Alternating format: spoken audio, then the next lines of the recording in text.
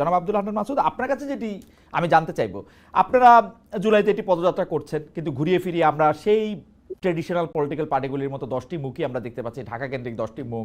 আপনি হয়তো ঢাকা বিশ্ববিদ্যালয় কেন্দ্রিক আমি বলতে পারতাম, ডক্টর তাসনিম যারা এখানে আছেন ঢাকা মেডিকেল কলেজের একজন পাশ করা ডাক্তার, সেজন্য আমি পুরা ঢাকা বিশ্ববিদ্যালয় বলতে পারছি না, এই কয়টা মুখই আমি দেখতেছি।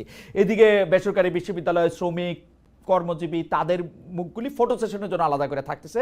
আপনারা এটি দিয়ে আসলে কি দেখাতে চাচ্ছেন, কি প্রমাণ করতে চাচ্ছেন? আর দ্বিতীয় প্রসঙ্গটি হচ্ছে, আপনারা একই পলিটিক্যাল সিস্টেমে, যদিও আপনারা নতুন রাজনৈতিক বন্দোবস্তের কথা বলেছেন, চাঁদা চাচ্ছেন, চাঁদা নিচ্ছেন, নিজেরা লেভিশ লাইফ ডিল করছেন। অসংখ্য দর্শক আমাদেরকে এটা বলছেন, হান্নান মাসুদকে এটা জিজ্ঞেস করতে, তিনি এনসিপি থেকে বেতন নেন কিনা, গত 10 মাসে তার অবস্থার এত পরিবর্তন কি করে হলো? আপনি যদি সবগুলি বিষয় একটু একসাথে বলেন। জনাব হান্নান মাসুদ, আপনি আমাকে, আমার সমস্যা হচ্ছে আমি প্রশ্ন করি, আপনারা পার্সোনালি এটা নেবেন না, আমি আপনাকে খুবই পছন্দ করি, সকল এনসিপি নেতা আমার খুব প্রিয়, এটা আমি একটু ডিসক্লেমার দিয়ে রাখলাম।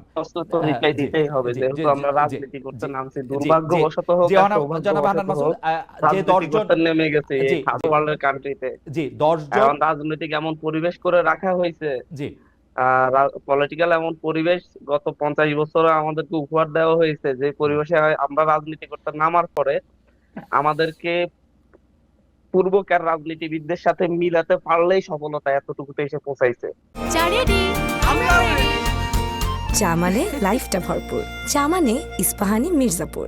রাজনৈতিক ব্যবস্থাটা এমন, আমরা এখন নতুন কিছু বললো সবার শুধু উদ্দেশ্য একটাই থাকবে, যে হান্নান মাসুদ আর হচ্ছে মানে এই এনসিপির প্রধান সারির নেতাগুলো আর হচ্ছে বিএনপি, জামাত বা আওয়ামী লীগের প্রথম সারির নেতাদের মধ্যে তেমন কোনো পার্থক্য নেই।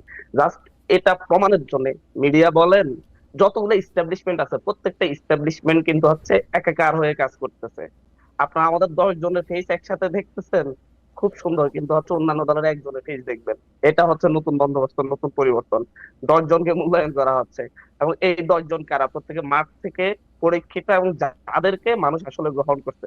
যেমন ধরুন হচ্ছে আপনি নাহিদ ইসলাম কিংবা আক্তার হোসেনের জায়গায় সেখান থেকে যদি এখন অপরিচিত যারা অভ্যুত্থানের সামনে সারিতে নিতেছে তাদের বাইরে থেকে অপরিচিত কাউকে যদি এখানে দিতেন, এই জায়গায় হয়তো একটা পার্টি চালানোর জন্য যে এক কেন্দ্রিক হওয়া দরকার, একসাথে বসে মতামত প্রকাশ করে একসাথে মিশে সিদ্ধান্ত নেওয়ার মতো সহিষ্ণুতা দরকার, সেটাও হইতো না। আমরা এটা গণ অধিকার পরিষদেও দেখেছি।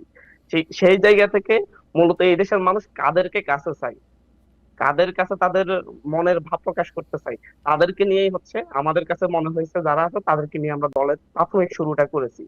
পাশাপাশি এর বাইরে আমাদের উপদেষ্টা পরিষদ সহ আরো নির্বাহী কমিটি সহ অনেকগুলা বিষয় হবে। আমরা তো মাত্র 3 মাস অতিক্রম করলাম, আপনি আমাদেরকে 3 বছর পরে যখন হচ্ছে এই মূল্যায়নটা করবেন, আমার মনে হয় যে অনেক পরিবর্তন আপনি লক্ষ্য করবেন।